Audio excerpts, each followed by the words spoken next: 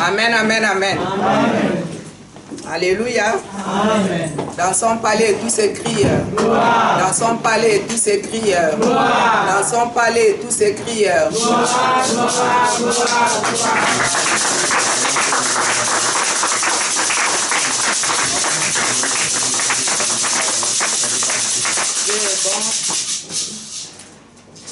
Lui qui a voulu que nous soyons dans ces lieux, Topambola et Topoussé parce qu'il est un Dieu vivant. Aujourd'hui, c'est une grande journée, la journée des fêtes pour nous qui sommes chrétiens et chrétiennes. Les jours où notre Seigneur est ressuscité, et on va descendre tous à la naissance, il y a beaucoup de choses, il y a beaucoup de choses, il y a beaucoup de choses, il y a beaucoup de choses. Amen. Amen, amen, amen.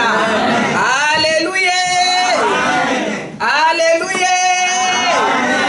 Sois-en malade. Nous allons partager la parole de Dieu.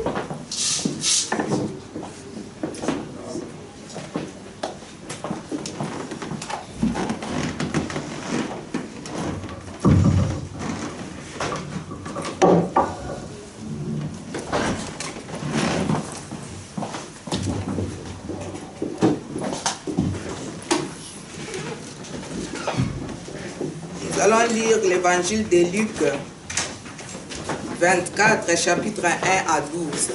Luc 24, 1 à 12.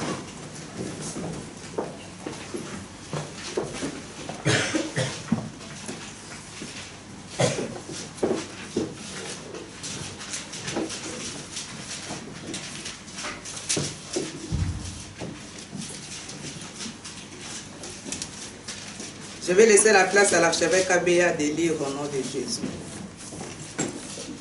Tangi nasango malamu ya Luka mokapo ya tukumi bale na minei zela ya liboso ti na zomi na mibale tutangi na kombo na kolo Yesu na sabata bapemaki lokola elaki lilako nde wana ebandaki ntongo kotana na mokolo na yenga bayaki na liita mpe bamemaki biloko na malasi bisilaki bango kobongisa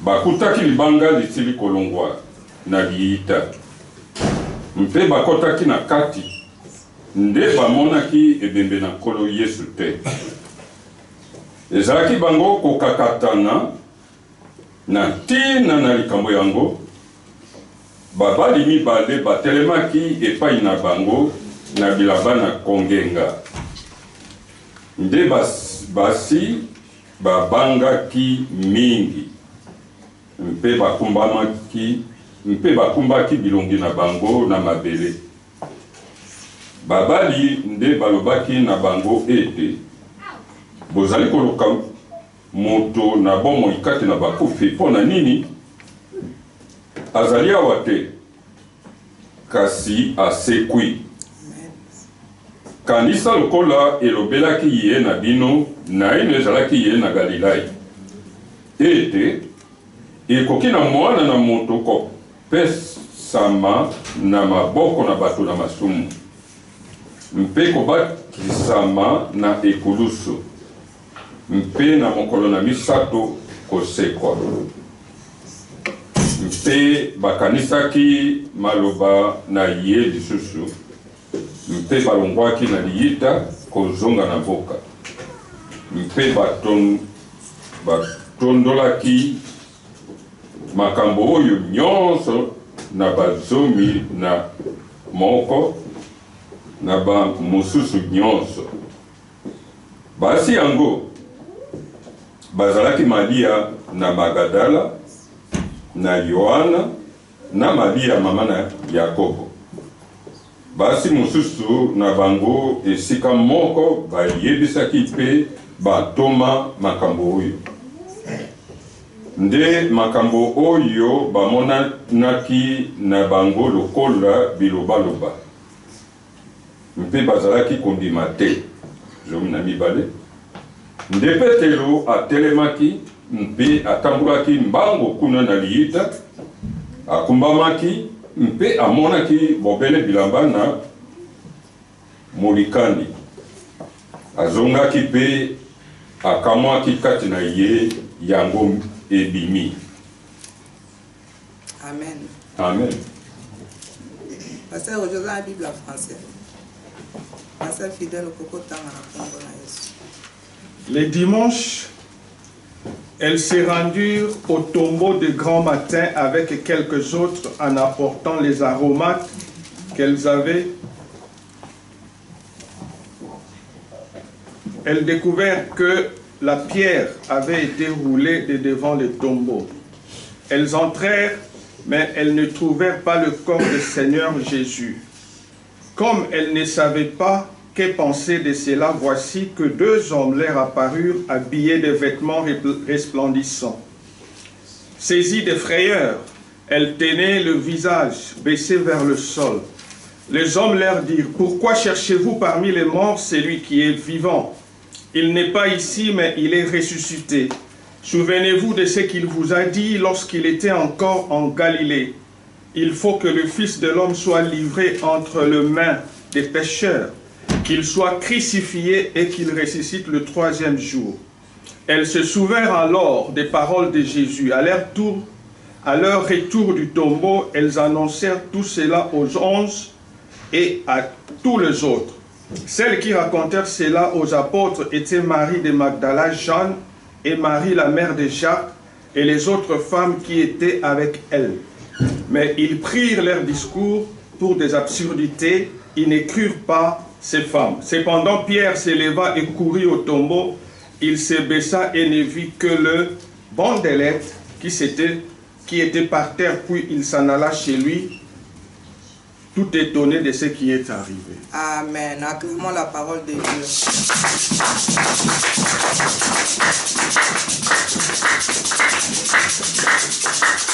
pouvons prendre place au nom de Jésus.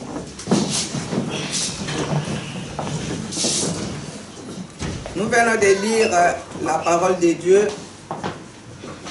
à propos de la Pâque, la résurrection de Jésus.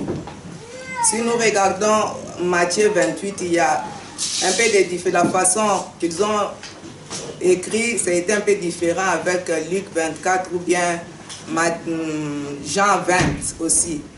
Alors, c'est presque la même chose, hein, mais chacun a parlé de sa façon. Alléluia.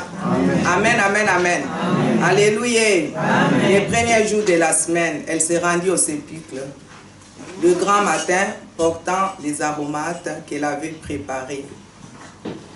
Elles trouvèrent que la pierre avait été roulée de devant le sépulcre. Et étant entrées, elles ne trouvèrent pas le corps du Seigneur. Comme elles ne savaient que penser de cela, voici deux hommes leur apparus, en habits resplendissants. Saisies de frayeur, elles baissèrent les visages contre terre, mais ils leur dirent, « Pourquoi cherchez-vous parmi les morts celui qui est vivant? » Amen, amen, amen. Amen. Pourquoi cherchez-vous parmi les morts celui qui est vivant? Il n'est point ici, mais il est ressuscité. Souvenez-vous de quelle manière il vous a parlé lorsqu'il était encore en Galilée. Alléluia. Amen. La résurrection de Jésus.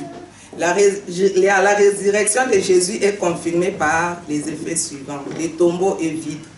Quand Jésus est ressuscité, le tombeau était vide. Parce qu'il avait dit que dans 3 jours, je vais être ressuscité. Mais les gens, je ne sais pas, les disciples et les autres, voyaient comme si c'était une histoire. Mais ça s'est confirmé parce que le tombeau était vide. Le tombeau est vide, révèle que Jésus est bien ressuscité et qu'il est vraiment le Fils de Dieu. Aujourd'hui, Jésus-Christ est ressuscité. Aujourd'hui, nous sommes contents parce que le Seigneur est venu enlever tout ce qui n'allait pas dans nos vies. Même si c'était une maladie avec quelque chose d'autre. Mais aujourd'hui, nous sommes des gens heureux et heureuses pour glorifier le nom de notre Seigneur. Lui qui a souffert pour toi, pour moi. Lui qui s'est fait pécheur. Mais aujourd'hui, il est ressuscité. Je crois qu'il va aussi ressusciter tout ce qui ne va pas dans nos vies. Amen, amen, amen. Amen. l'existence, la puissance, la joie et l'attachement de l'Église primitive à Jésus. Si Jésus n'était pas ressuscité et ne leur était pas apparu, les disciples n'auraient jamais changé d'altitude. Même si nous lisons là quelque part, là où quand ces femmes ont venu dire aux disciples que Jésus est ressuscité, mais on les voyait comme s'ils faisaient des blagues, comme si c'était quelque chose de normal. Ils voyaient comme si que Jésus n'était pas ressuscité. Mais c'est les femmes, ces femmes-là qui étaient, quand Jésus était au mont Golgotha, à la croix, ces femmes-là étaient toujours avec Jésus. Les hommes ont fui, les hommes étaient partis, mais ces femmes étaient toujours là en train de pleurer. Là où Jésus avait dit, pleure pour vos enfants et pour vous-même.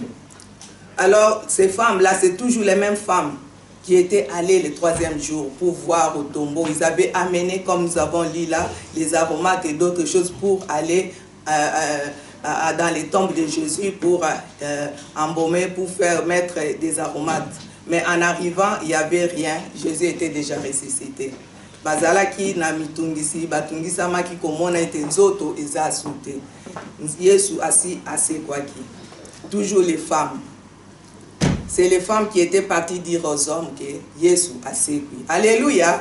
Mais mibali yango pe ole bandima ki nanu te bamona ki bango ba ko sala ba blague. Alléluia. Babo sana ke Yesu anazali nzambe alobaki ete akose comme konamiso tupe ekokisama ki. Amen, amen, amen. Amen. Eza eloko moko ya esengo pona kozala mondimi ndeko na ngai. Eza eloko moko ya esengo pona kondimela Yesu lokwa mokonsipe mobikisi. Anyo kwa maki amona ki pasi me aya kokufa pona yo pona nga asekwi na mukolo ya lelo yango ne sengele te toye bana kokumisa ye toye bana kotonda ye toye bana konetola ye po abongi na kembo pe masanzo. Ba disciple ba kwa koyeba eloko moko te ba ko ka kutso ba yebisa pe bango te ba ndal pe kondima te ke basi wana bakende ki pe Yesu ase bakende kana Pierre ye moka kende kona kende komona soki eza ya solo. So totali na Jean 20 kunezo lobete bakende ki Pierre na oyo aza o Yesu alingaki mingi bakende ki me awa ekomami bongo te donc mutu na mutu akomi na ndenge mo bio mo santo tindaki ye mais nyonso eza ko se résumer na ndenge moko. Ils sont passés de l'abattement à une joie, un courage et une espérance. Yesu apesi biso lelo esengo, apesi biso joie, pe apesi biso espérance de la vie. Amen. Aye ko somba biso. Biso to alaki bato masumu.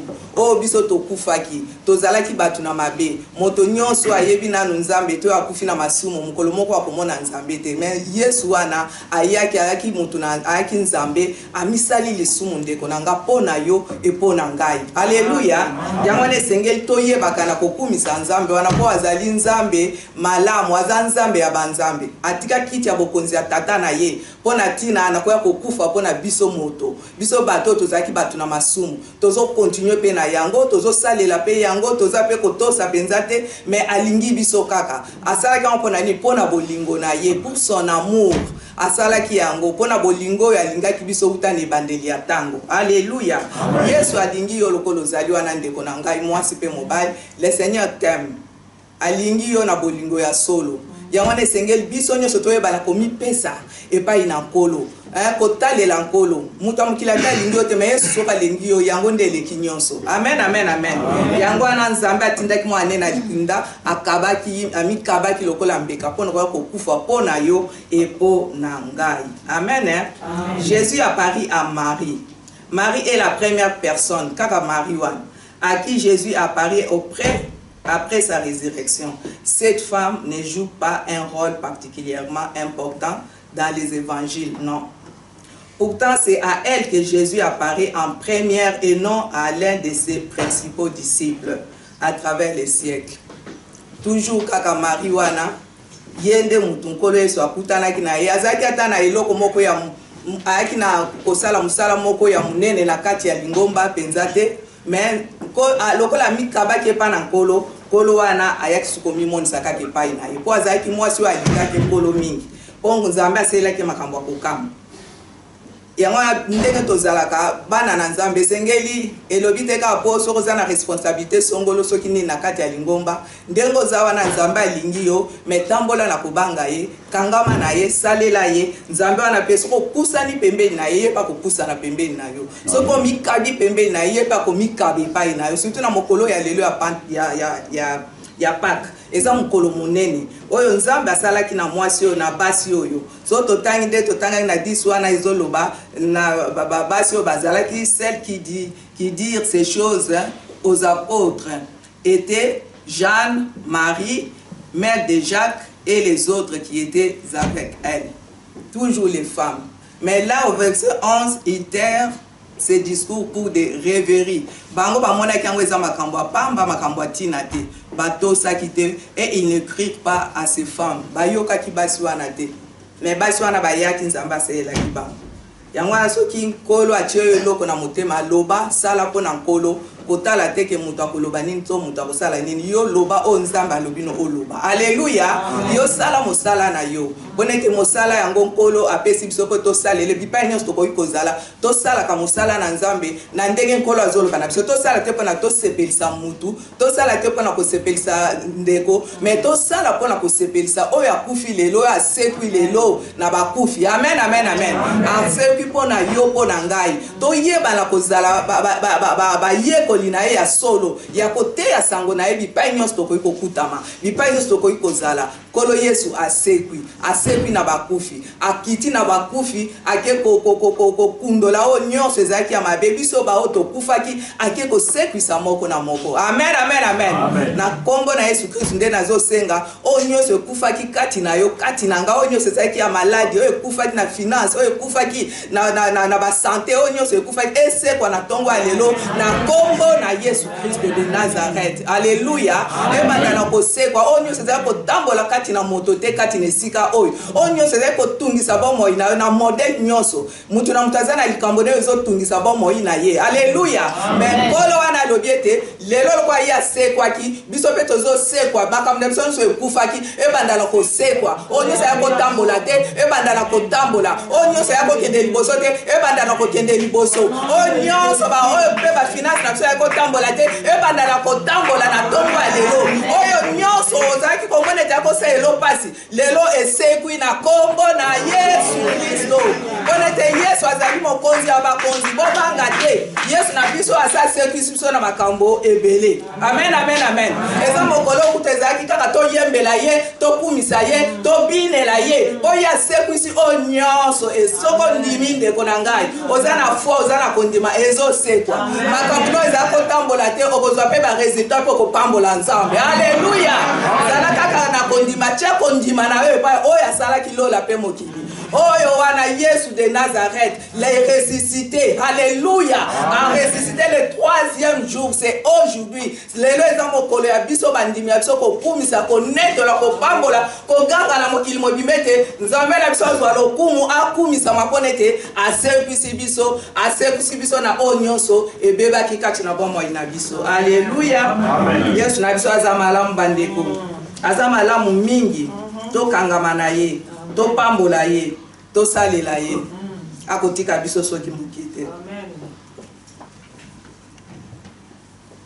Jésus a révélé sa présence et son amour d'une manière particulière à ceux qui se trouvent parmi les moindres. Ye achaka présence na ye ezala na ba oyo bazana tina te yana Bible ezoloba na biso azwaka biloko ezanga tina pona ko yekisa soni biloko ezana tina. Alléluia. Donc ye azwaka ne biloko ezaya ko vimba te azwaka te biloko ya komimonisa azwaka te biloko moto azali komona ke yende mayele ye azwaka o wana te ko mutu akomona ke ezana mayele na ngande na zali boye. Alléluia. Mais akenda kolokota ndeka uto lokota biso lelo asekwisi biso akenda kolokota o biloko ezanga tina biloko babwaka ka mosika biloko bato bataka ka bangote ba ope azana tina na mokili oyo pe kutakoy ko sala quelque chose oyo pe kutakoy ko kende liboso nzambe na biso Yesu wana akufa mpona batu wana. Alléluia. Akeko zwa batu wana et puis azi bango akomisi bango pe batu. Alléluia. Biso nyoso tozaki biloko apamba lelo nkolo na biso akomisi biso pe batu. Amen amen amen. Biloko tozaki ba ki ko bwaka ko chola ko finga lelo pe to komi ko tato la nzambe yango la pona kolobete soki ye nzambe wana te ndenga nazalaka te nayebete biso be nyonso lokwa tokutami awa moko na moko ayebete soki nzambe wana te nayebete ye pe akozala te pone te soki nzambe wana te lebiso nde tozalaka ta na bomoi te. Alléluia. Surtout ngai oyo. Amen, amen, amen. Alléluia. Yango na bandeko ye azoka kaka biloko ezanga tina pona kosala na bango akomisa bango bato. Amen, amen, amen. Yango wana bomi tungisa makate. Ata mutu amoni oza mutu te, mais soki nzamba amoni oza mutu, yango nde leki nyonso. Alléluia. Amen, amen, amen. Yesu na biso aza malamu mingi bandeko. Azoka tumwa biloko ezanga tina. Alléluia. Marie, dans son chagrin de mère attachée à leur Seigneur, constitue aussi son peuple qui lui est cher. Marie, azalaki akangamaki na Yesu. Marie, oyo nzambe Yesu aseleki makambo minene akangamaki na nkolo. Bandeko toyeba na okangama na nkolo. Eza te po lelo eza Pâques nde tolobi tozosepela, mais to continuer na kosala na ye, to continuer na kokangama na ye, ye azala mosungi molongi ya biso, ye moko ayeba na kotambolisa surtout bomoi na biso. Amen. Amen. Résurrection à Jésus. La résurrection de Jésus est l'une des vérités centrales de l'évangile. Et c'est vrai. Résurrection na eza vraiment eloko moko ya motuya na kati évangile. Eza eloko moko oyo biso lokwa le tokomi pe bandimi ezaka pona tina nango. En quoi la résurrection de Jésus est-elle importante pour ceux qui croient en lui? Eza nini? Ya liboso eza elle prouve qu'il est le fils de Dieu. Poto yebiete azali mwana nzambe. Tondimi eke azali nkolo. Elle garantit l'efficacité de sa mort rédemptrice. Azo garantir kufa na ye kati na biso pona koyebete azali nzambe. Elle confirme la vérité de l'écriture. Elle est la preuve des jugements à venir des méchants. Et ye moko lokola akufi ya sebi pona yo pona nga e mokolo moko akoya ko sambisa batu na mabe. Alléluia. Bao nyonso baza kondima te ke Yesu Kristo asebi azali mwana nzambe. Mokolo moko kolo akoya tangu ya akozonga pona koya ko sambisa. Bao nyonso batu na o mabe o bandima ki nkolo te o baboya ki kondima Yesu lokola mokonzi pe mobikisi. Amen, amen, amen. Yesu na biso azali. Elle est la base du don du Saint-Esprit et de la vie spirituelle. Molio mo santo, ye moko molio mo santo et ye na mokili pona kopesa biso nguya, pona kofungola biso miso na molimo, pona kosala biso eloko tozali lelo. Esprit Saint, molio mo santo. Eza ko sunga biso pona toyeba na ko kangola ma pona toyeba na ko tambola ko yeba na ko comprendre o ezali ba ainsi dit l'Éternel. Oh, sans le Saint-Esprit de Dieu, le quoi Bible les oloba, rien et l'autre moi que ça le maté. Mais à travers le Saint-Esprit, c'est là où Nzambe a kosa na biso makamba ko kamwa, c'est là où kola ko kende na biso liboso. Molimo mo santo. Aye na nyonso pona ko pesa biso pona biso pe toyeba na kosala o esengeli toyeba na kokanga na ye. Son ministère céleste est d'intercession en faveur des croyants. Azabi ko sala ministère ya intercession ko bonde la pona biso ba otozabana na ye ko intercéder pona tina na biso. Tant tozo bonde la toyebete mutu moko azali na luboko na tata azali ko bonde la azali ko intercéder pona tina na nga pona tina na yo pona tina na biso pona te toyeba na ko kende liboso toyeba na ko zwa o nyos tozana yango posa. Yesu na sonda za premier intercesseur. Amen, amen, amen. Alléluia. Azo pesa na ba croyant l'assurance na futur héritage céleste. Yesu wan. Azo pesa biso azo bongisa biso ayebi ete mukolo moko tokosepela na ye mukolo moko tokomona ye yango na tokangama na ye. Alors celui qui va persévérer jusqu'à la fin sera sauvé. Alors to persévérer car to pona lelo za mukola pa ki to sepeli mingi babini mingi basali bo mukola pa ki pe le ki to bosani non bandeko. To yeba na ko continuer na ko kangama na nzambe to yeba na ko continuer su na ko luka nzambe ete yeo ya soki kati na biso ayeba na ko sala lisusu ya minene kati na bomo ya biso. Alléluia. Amen. Nzambe na biso aza malamu mingi bandeko. Azali nzambe malamu. Elle donne aux croyants l'assurance de leur futur héritage céleste et de leur résurrection ou de leur enlèvement au moment du retour de Jésus. na nyonso lokola tozosala tosi tondimeli elokwa mokonzi mpe mobikisi asoki mpe kati na biso ntina mokolo yango tokozela mokolo akoya kozwa biso mpo tokende kofanda na ye na mboka na seko. Alléluia. Nzambe aza malamu mingi bandeko, aza nzambe malamu. Elle nous permet d'avoir accès à la présence de Christ et de jouir de son pouvoir sur les péchés et de façon quotidienne. Pour ete tango za na nkolo Yesu ozala na pouvoir likolo ya masumu po lisumu ekoki kozala bokonzi likolo na yo te. Pour ete soko oza mpenza mwana nzambe oyo Yesu aseki mokolo ya lelo mpo na yo okoki kozala na mse ya masumu te, yo kozala na bokonzi likolo ya masumu. Alléluia. Pour ete présence ya nzambe eza kati na yo alors okoki kotia mpe eloko mosusu ya mabe te. Pour ete na bomoi na biso fo présence ya nzambe so eza kati na yo eloko ya mabe mpe kokokota kati na yo te. Mais so présence ya nzambe eza kati na yo te nde yango potopoto ebanda kota makambo kilikili. Mais awa nkolo wana azopesa biso makasi azopermettre alingi ete toyebana kotambola tozala na kosenga présence na ye ntango nyonso na kati ya bomoi na biso toyebana kozala na bokonzi likolo ya lisumu ndeko. Lisumu yango nde ezokabola biso na nzambe nde Bible ezoloba les péchés nous séparent de Dieu. Les péchés eza eloko moko malamu mingi te, mais tosengaka nzambe ntango nyonso apesa biso makasi ya biso kocontinue mpona kolonga oyo eza lisumu. Tokotanga Galate 2:20 na lingai topartage yango mpe ezoloba mpe malamu mingi oyo apôtre Paul alobaki. Galate 2:20.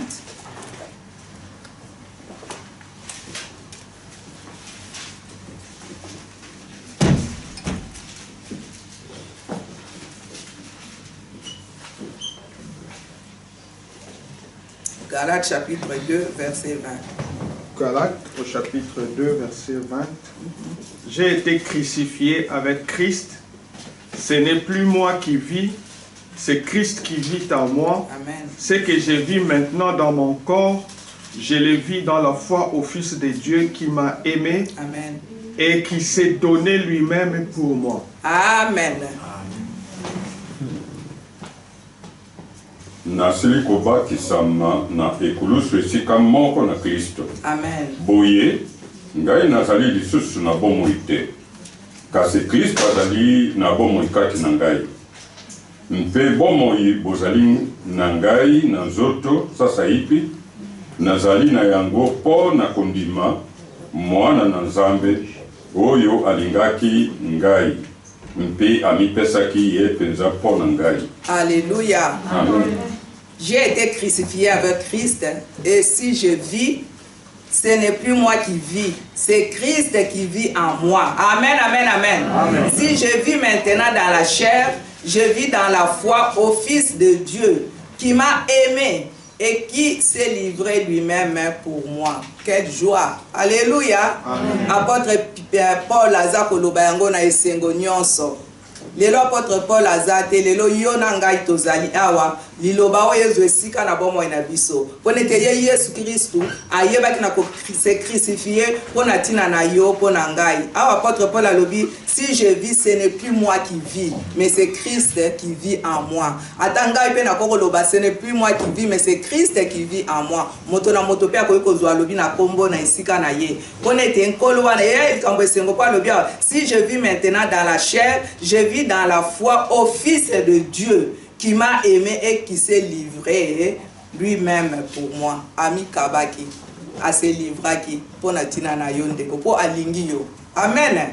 Yesu alingi biso tellement alingi mutu nyonso. Kolo Yesu alingi mutu nyonso ayo kokufa pona mutu nyonso. Ata na mukili tozana tina te me liboso Yesu tozana tina monene.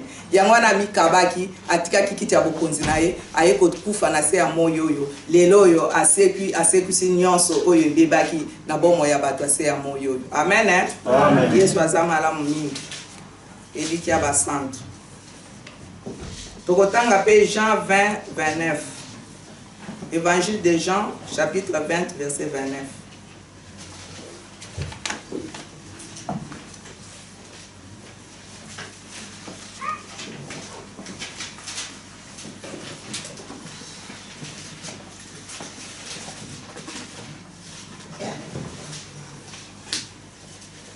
Évangile de Jean au chapitre 20, 29.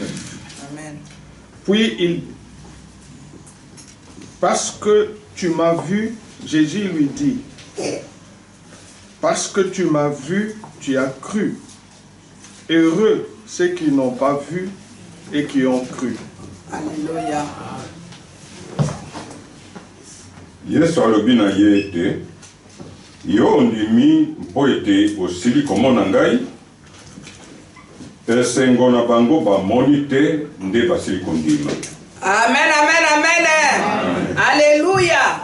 Esengo na ba oyo ba moni te kasi bandimi biso nyonso lokwa tozali awa tomona Yesu te mais tondimeli ye lokwa mokonzi pe mobikisi na biso. Eza esengo mpo na biso. Nous sommes heureux parce que nous croyons dans les ressuscités. Alléluia. Sans l'avoir vu. Tomona yete, mais nous croyons qu'il est ressuscité, il est le ressuscité. Alléluia. Nous croyons en lui. Azali Zam.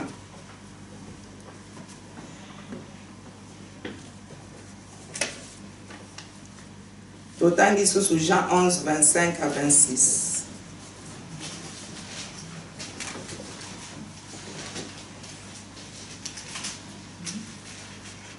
Jean 11, 25 à 26.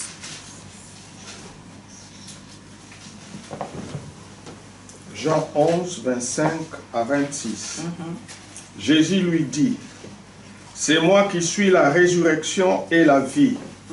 C'est lui qui croit en moi vivra, même si il meurt. Amen. Et toute personne qui vit, qui croit en moi, ne mourra jamais. Crois-tu cela? Alléluia.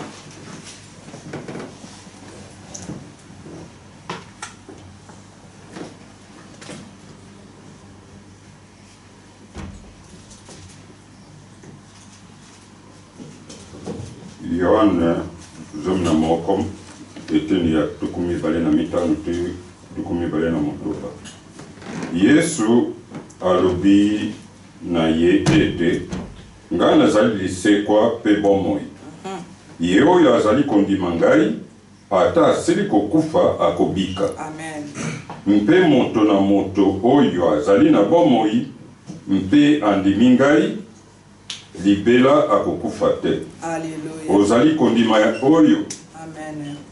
Alléluia. Amen. Amen, amen, amen. Amen. Nous n'avons pas à craindre la mort car les ressuscités nous donnent la vie éternelle. Tobanga kufate. Ponete yazo pesepsobo moinaseko. Les ressuscités qui est Jésus-Christ de Nazareth. Je suis la résurrection et la vie. Alobi Nazali, lycée quoi pe bon moi. Celui qui croit en moi vivra quand même. Il serait, même s'il serait mort. Ata akufi ako zala na bon moi. Ata akufi na nzoto oyo. Et quiconque vit et croit en moi ne mourra jamais. Batuni question ndenge Yesu atuna question na ndeko oyo na malata. Amen, amen, amen. Amen. Et quiconque vit et croit en moi ne mourra jamais. Crois-tu cela? Azotu na peyo na tonga lelo. Yo yo ya lo binga na zali lise kwa pe bon moi. Moto akondima ngai ako bika. Ata soki akufi. Est-ce que yo na ngai toza kondimela nkolo wana? So tondimeli ata tokozala te mukolo moko tokosekwa na mukolo ya suka mukolo ya kozwa batu na ye. Amen. Yango wana ye azali sekwa pe azabo moi. Azali nzela solo pe bon moi. Azali susu lisekwa ya oyo nyonso azali mondimi. O nyonso andimi lo kwa mokonzi pe mobikisi na ye mukolo na suka akosekusa ye. Amen, amen, amen. Tosukisi na Matthieu 28 tango esili 18 à 20. Matthieu 28 18 à 20.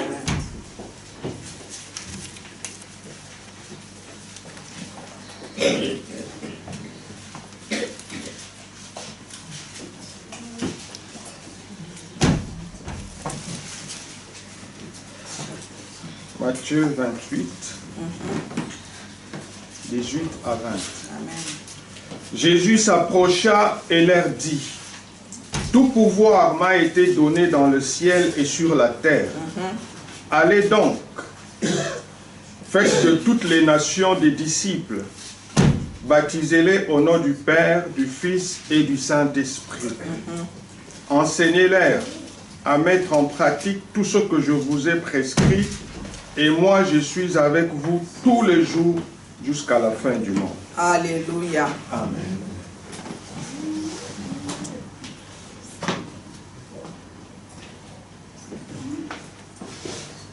Yesu aye pe alobi na bango ete bokonzi nyonso esili kopesama na ngai na likolo mpe na se. Boye bokende kozalisa bayekoli na mabota nyonso, kobatisa bango na nkombo na Tata mpe na Mwana mpe na Molimo Santo, kolakisa mpe bango ete batosa nyonso esili ngai kolaka bino, mpe tala ngai nazali na bino elongo mikolo nyonso kino suka na ekeke. Amen. Le ressuscité nous envoie en mission. Il est avec nous tous les jours jusqu'à la fin du monde. Awa Yesu Masia, azoloba na yo na ngai, alobi Jésus étant s'approché l'air parla ainsi. Tout pouvoir m'a été donné dans les cieux et sur la terre. Pouvoir nyo se pesa na mokonzi na biso le ressuscité Jésus-Christ. Mokonzi o ye azui apesi pe na yo. Pouvoir nyo so ya apesi na yo na likolo pe na se. O yo ko kanga na se e kanga mi pe na likolo. O yo ko bondela na se e sala mi pe lolenge moko na likolo po elobami awa. Kolo oyo azali ressuscité apesi biso pouvoir wana ya biso koyeba biso bana nzambe toyeba te pouvoir ni tozanango. Alléluia. Toyeba te loro ni tozali. Amen, amen, amen. Amen. Beaucoup des enfants de Dieu ne savent pas nani azali, qu'est-ce qu'il est.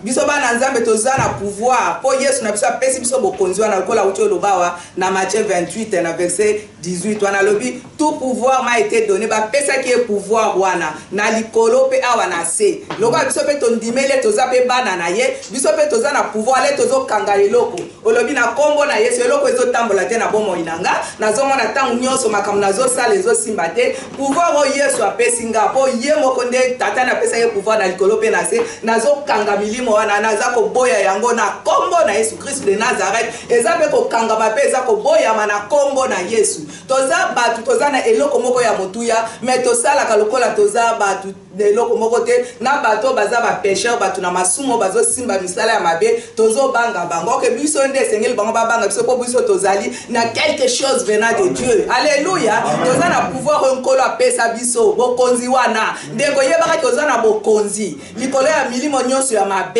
oza na bokonzi likolo ya ba maladie nyonso oza na bokonzi likolo ya kufa oza na bokonzi likolo ya mitungisi ndenge oza na bokonzi ndeko. Alléluia. Ngolo wana apesi biso bokonzi ya biso kozala bana na ye kotelemela soko mone eloko ezotambola te telema bondela. Alléluia. Ozobondela pe na kondima. Alléluia. Na tango ozobondela na kondima oza kotelemela ozoboya nzambe pe akokokiselo po o biso tolobaka eutaka na motema tango ozoloba pe oza na kondima nzambe pe akokisi. Amen, amen, amen. Biso solo kwa tozali awe ezateka ba pasente bana bokonzi te biso nyonso mundimi nyonso andimeli Yesu kwa mokonzi pe mobikisi azara bokonzi wana Yesu apesa. Alléluia. Awa lobite ke na pesa kaka ba évangéliste to na pesa kaka ba pasteur to na pesa kaka ba archevêque te apesi mutu nyonso. Alléluia. Tozwa bokonzi wana bandeko tozwa yango to mikamba to michango ya biso moko ozwi yango pona yo eloko nyezo tungisa bomo ina yo eloko nyezo salete bomo ino kende liboso te eloko nyezo salete ozaka na mitungisi eloko nyezo salete ba maladi satana zo ko chaka ba maladi mais akolonga nete po Yesu asalonga maladi na ngomba Golgotha. Amen. Yango na isengeli kotala qu'est-ce qui ne va pas. Alors bien allez faites de toutes les nations des disciples les baptisant au nom de Jésus et au nom du Père, du Fils et du Saint-Esprit. Alors bito sala toyeba ko faire batu koyeba na ko batu nyonso koyeba na ko komisa bango ba yekoli na yepe koyeba na ko batisa bango na kombo na Tata na Mwana pe na Molimo Santo tango nyonso basali bazo telema wa bazo bapona tina na libatisi ndeko soki oso o batisa minanu te senga nzambe tala bomo inayo batisa mapoza na bomoko na nzambe. Alléluia. O Yesu atindaki maloba atikaki maloba na pona kokende koteya kokende ko batisa kokende ko mito sala to asali biso ba yekoli na ye. Alors bien, et enseignez-leur à observer tout ce que je vous ai prescrit, et voici, je suis avec vous tous les jours jusqu'à la fin du monde. alobi o boyeba na koteya pe bato oyo eza liloba na ngai oyo nyonso ngai nalakisi bino ndenge alakaki na bayekoli na ye bayekoli lelo baza te lelo yo na ngai nde toza bayekoli na Yesu yango wana esengeli toyeba na kosala oyo nyonso Yesu azosenga na biso kino na mokolo ya suka kino jusqu'à la fin du monde toyeba na koteya bandeko toyeba na kosimba liloba na Nzambe toyeba na kosalela oyo eza liloba na Nzambe. Amen, amen, amen. Et ressuscité, notre Jésus est ressuscité aujourd'hui. Ayeba na ko se ressusciter lisusu na bomo ina biso to hotel matorobondela et puis aussi ça na biso l'air et ceci.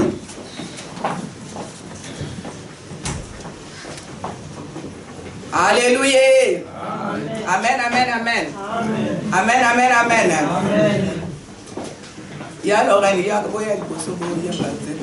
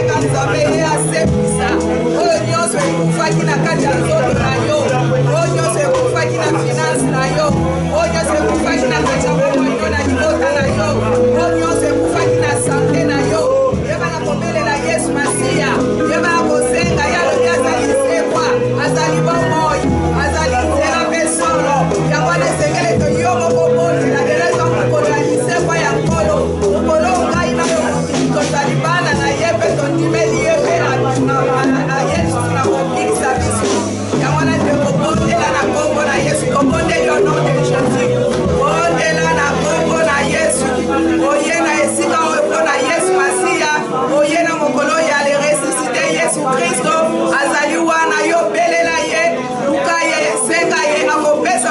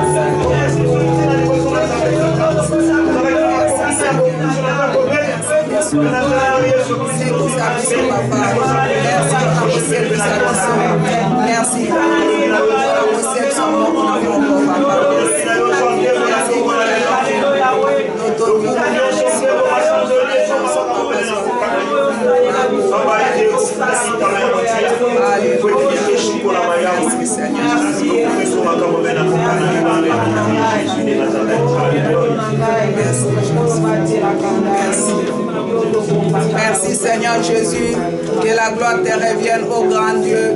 Merci Papa, toi qui es le ressuscité. Papa, merci pour tout ce que tu as accompli dans la vie de chacune et chacun de nous. Merci Seigneur, merci mon Dieu, mon roi, parce que tu es le Dieu bon.